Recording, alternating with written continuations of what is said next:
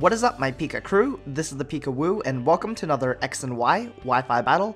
This one's going to be against a guy called Casador Perfect, and he's a really great guy. He does post a lot of Wi-Fi battles on his channel, and he actually started posting Wi-Fi battles before I did. So if you're interested, please support his channel, check him out. He's got a lot of great content, and subscribe. Now, before we go into the team preview analysis, I just want to talk about a couple of things. Some upcoming events that I intend to do. So the first thing I want to talk about is my Facebook and Twitter page. I do post early release, so be sure to check them out if you haven't already followed me on Twitter or liked me on Facebook yet. Now the second thing is going to be pretty big, and what I intend to do over the summer is that I intend to do a charity stream, and I actually need a lot of help. I know that this charity stream will only be successful if a lot of people are involved, and everyone is important, from the viewers and donators to the streamers. And I'm looking for different kinds of help. I need streamers, people who want to work behind the scenes with me, website designers, artists, and video animators, especially the artists and video animators. Hopefully together as a community, we can launch something successful and make a very big difference and a huge impact. If you guys want to help out or want more details, there is a Google Forms in the description below. Just click the link and please be sure to fill it out, and I can provide you guys with more information, and you guys can provide me with more information. So yeah, now onto the team preview analysis. Looking at both of the teams, it seems like it's going to be a pretty balanced match. Both teams are using strong, competitively viable Pokemon. We don't really have any huge weaknesses on both of the teams, so there's not going to be a player with a clear advantage. Now onto my team. My team is pretty weak to electric and fighting, although my opponent can't really take advantage of that because the hardest hitter, I guess, would be Darmanitan with the superpower, and he doesn't really have any strong electric and fighting Pokemon. In terms of my playstyle, I'm running hyper offensive, but I do have pretty bulky offensive Pokemon like Goodra. In terms of threats, I definitely think that his Mamoswine, Machamp, and Darmanitan are the biggest threats to my team, mostly because they are very hard hitters. I can check most of those Pokemon with Gyarados, but I do need to sustain Gyarados' HP to be able to effectively deal with those threats. Now in terms of my opponent's team, his team is actually pretty weak to Ghost, Fighting, and Dark, but mostly in Ghost and Dark. I do have a Greninja, but I actually don't take advantage of this weakness. In terms of playstyle, he's running hyper offensive, but he's also running on the bulky side because he does have bulky Pokemon like Machamp and Mamoswine. And he does have one Pokemon dedicated to being a defensive wall, which is his Jellicent. Now in terms of threats, I think Mawile and Greninja are going to deal the most against my opponent's team. Greninja because of that stab Dark Pulse, and Mawile because it is a huge threat, especially when it gets the huge power from the Mega Evolve. So yeah, that is going to be the team preview analysis. I hope you guys enjoy the battle, and yeah, enjoy! So I am going to lead off with my Goodra, as my opponent's going to lead off with the Darmanitan. I actually led off with my Goodra, anticipating him to lead off with either Darmanitan or the Machamp. And that is going to put me at an advantage in the beginning, because I know he won't be able to deal a lot of damage with his Stab Flare Blitz because I resist it, and he's pretty much forced to switch out. If he led off with Mamoswine, he would have actually had the lead matchup advantage, and he would have had the momentum from the beginning, but because he is forced to go for the U-turn, I can deal a lot of damage against anything on his team, because nothing on his team resists the Draco Meteor. He's going to bring in his best switch in, he's going to bring in his Jellicent. It is especially defensive wall, but because this is a Draco Meteor base 130 attack, I am still going to be able to do around half to this Jellicent, and that is going to force him to either go for the recover, or if he goes for an attacking move like Ice Beam or Scald, he is going to risk getting taken out by another Pokemon like my Greninja. But he actually is just going to go for the Scald as I bring in my Klefki. That is going to give him an opportunity to actually go for the recover and heal back to full, as I am free to basically set up as many entry hazards as possible, since this Jellicent doesn't pose a threat and it is going to be setup fodder. This team does rely on setting up as many entry hazards as possible and then trying to wreck his team with one of my offensive sweepers. So that's how my team functions. So I am going to have high priority of setting up as many spikes as possible, and I am a defensive Klefki, so I should be able to take at least one Earthquake from this Mamoswine, given the fact that I am almost at max HP. And if I just offensively go for the spikes and I don't switch out, just go for the aggressive plays, then I should be able to set up all three layers of spikes. So I am not fearing anything at all because I already set up 2 layers of spikes and he went for Stealth Rocks instead of the Earthquake, so I am guaranteed my 3rd layer of spikes. He can take me out with an Earthquake or 2 Earthquakes, so I'm not really worried because Klefki just effectively accomplished its intended goal of setting all 3 layers of spikes. My opponent's actually going to go ahead and go for the Icicle Crash, anticipating me to switch out into the Gyarados. I actually don't switch out because I want to set up all 3 layers of spikes, and I stay in again, anticipating him to go for the Icicle Crash once more, anticipating me to switch out into a Pokemon that resists or is fully immune to the Earthquake, namely my Gyarados. So I am going to be able to pull off a decent amount of damage with the Foul Play. Now that he is going to be pressured to go for the Earthquake, seeing that I am going on the offensive, I'm pretty sure he is going to go for the Earthquake here, and this gives me the opportunity to bring in my Gyarados and pull off the Intimidate and set up some Dragon Dances and try to, deal a lot of damage with this Gyarados. So I am going to actually set up the Dragon Dance as he brings in the Alakazam. And this puts me at an amazing position because +1 Gyarados is something that shouldn't be dealt with lightly because it is very dangerous, and after the +1 speed boost, it can outspeed the majority of Pokemon in the OU metagame. I should be able to outspeed this Alakazam because he actually doesn't get the speed boost from the Mega Evolve, and he actually has his original base speed, so I should be able just to take him out with a Waterfall or an Earthquake. I actually go for the Earthquake, anticipating him to bring in another Pokemon to take the hit if he wants to bring in his Jellicent, but he actually surprises me because I forgot about his Trace, so he actually powers down my attack.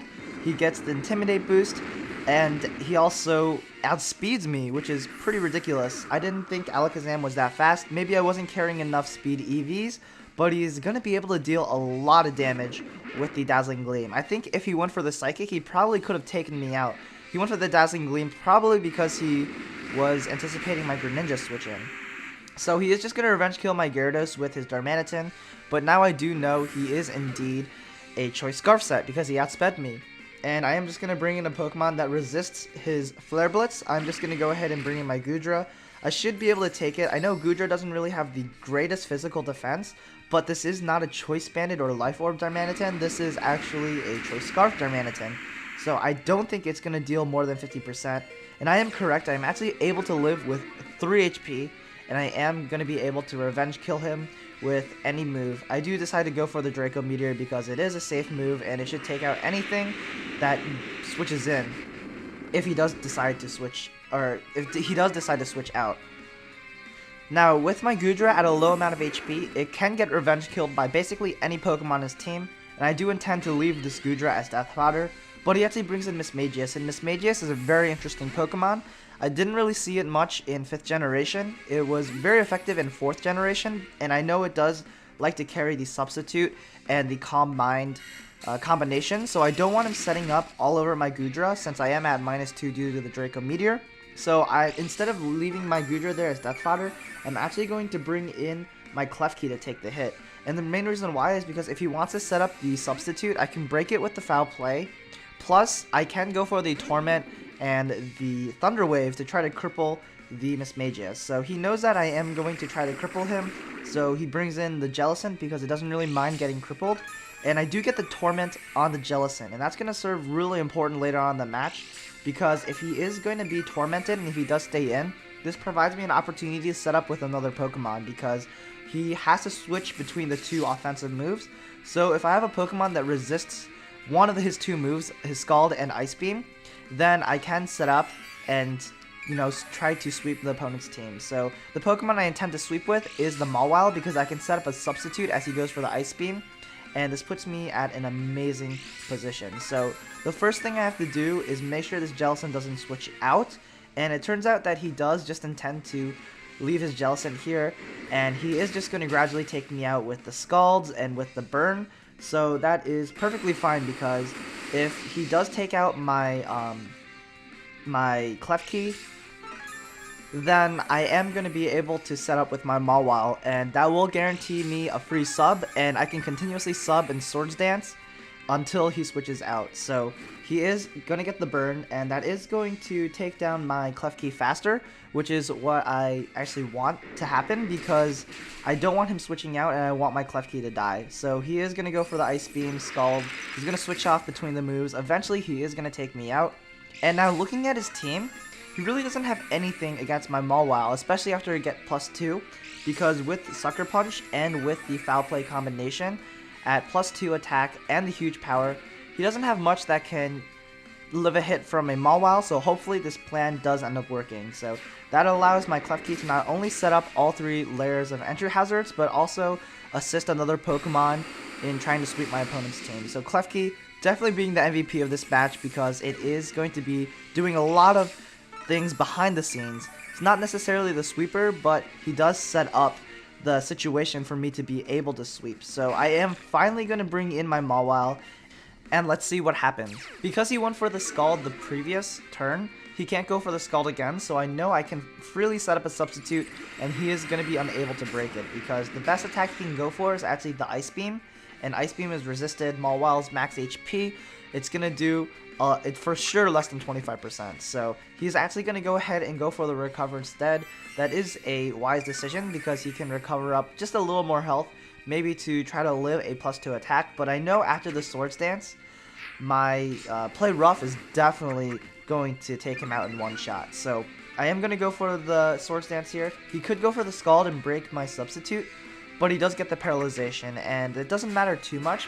What I mean by it doesn't matter is because if he does break my substitute by a Scald, I can just set up another substitute, and he's forced to go for a move that's not Scald, which is Ice Beam or Recover. So no matter what, I would have been able to take down that Jellicent with my substitute still being intact. So he's gonna bring in the Mismagius here, and I'm actually anticipating him just to take down my substitute with a Shadow Ball. So I'm just gonna go ahead and go for the Play Rough. Luckily for me though, he's actually anticipating me to go for the Sucker Punch. It's basically a 50-50 mind games here. But I just played it safe because I had a sub up, so that's why I went for the Play Rough. There's really no point for me going for the Sucker Punch, because if he did have the sub, that would have been that would have put me in a really bad position if I predicted wrong. So just playing the safe move, going for the Play Rough, is really going to help out, because I take down the Mismagius, I still have a sub intact, meaning that this Machamp won't be able to confuse me with the Dynamic Punch, and I can take down the Machamp. So he is going to bring in his Mamoswine here, and he does outspeed me, so I am just going to go for the Sucker Punch just to deal, just to take him out with priority, but he actually goes for the Stealth Rocks, and he's going to go for the Mind Games again. So he's going to go for 2 Stealth Rocks as I go for the Sucker Punch twice, and then I am just going to try to take him out with a Play Rough, but he actually predicts me there, and he is going to go for the Earthquake to take down that Mawile. Pretty good play. Doesn't really matter too much because I still have my Greninja and my X-Cloud. So I am just going to bring in my X-Cloud, and I am going to take down his last Pokemon with the Boom Burst. If he does get the flinch here, that would have been really funny. That would have actually knocked down this game to a 1-0 instead of a 2-0. But it was a very, very close match nevertheless. And that was some really great predictions on both ends. And yeah, that is going to be the game. Hope you guys enjoyed the battle. If you guys enjoyed the battle, feel free to leave a like, a favorite, and a comment, and stay tuned for the comment question of the day. Also, shout out to Sanders for the Klefki, Marcel for the X-Cloud, Ernest for Gyarados and Gudra, Petros for Greninja, and Tobias for the Mawile. Thanks again. Also, check out the form for the charity stream if you guys want to get involved, make a difference, and make an impact. And yeah, peace out, guys.